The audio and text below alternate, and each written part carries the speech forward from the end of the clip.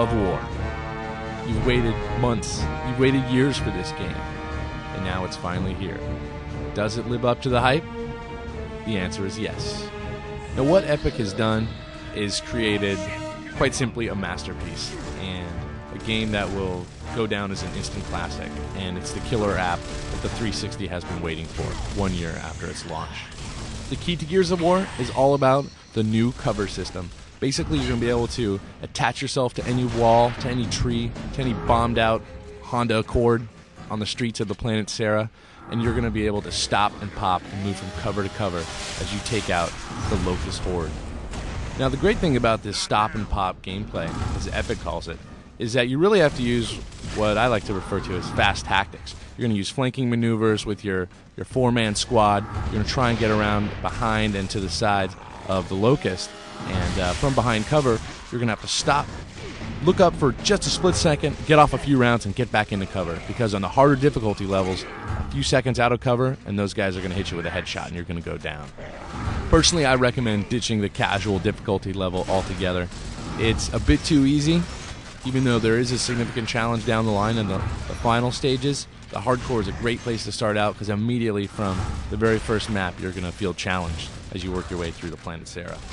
Now, the great thing about Gears of War is they've really created a fantastic atmosphere on the planet Sarah and all the different environments you're going to see. You're going to start out on the bombed out ruins of a city, and the architecture just looms over you, these old Greek and Roman inspired temples, just, stories high.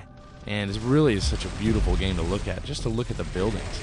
And then you're going to move through a village at nightfall, and it's spooky, and it's kind of a survival horror map. Then you're going to go through these glowing mines. You're even going to get in a minecart.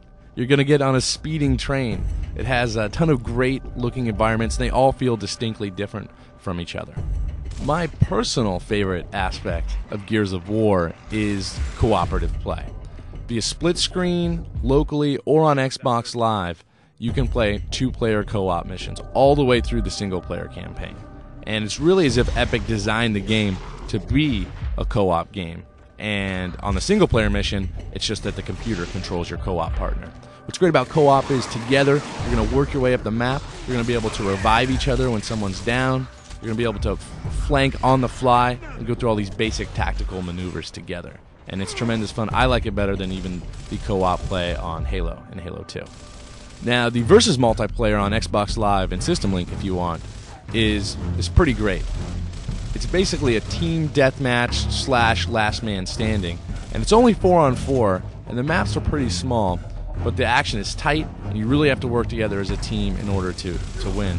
And I've had some great moments where I've jumped out of my seat screaming because I've chainsawed somebody, and then they chainsaw me right back, and another enemy sneaks up behind me. So you're going to have plenty of fun playing multiplayer. The only problem with it is there's only that basic mode. There's also a kill the leader mode. There's also another mode called execution, in which they have to come up and chainsaw you in order to finish the job. But basically, it's team deathmatch. It's 4-on-4. And I would have liked to see some capture the flag. I would have liked to see even just an 8 versus all original deathmatch. Something other than the team deathmatch concept. Because sometimes I just like to go by myself and chainsaw people. In the end, though, Gears of War is obviously an instant classic. Already, it has my personal vote for Game of the Year. Although the campaign is relatively short, the 3 difficulty levels make for an awesome challenge, and I think beating this game on insane difficulty is going to be right up there with beating Halo on Legendary. It's going to be a feat you're going to tell your friends about, get really excited about. Gears of War doesn't go too deep into the story of the protagonist Marcus Phoenix or the planet Sarah, but you can tell that Epic has created this great atmosphere, and there's going to be sequel after sequel. There'll probably be a movie in the works.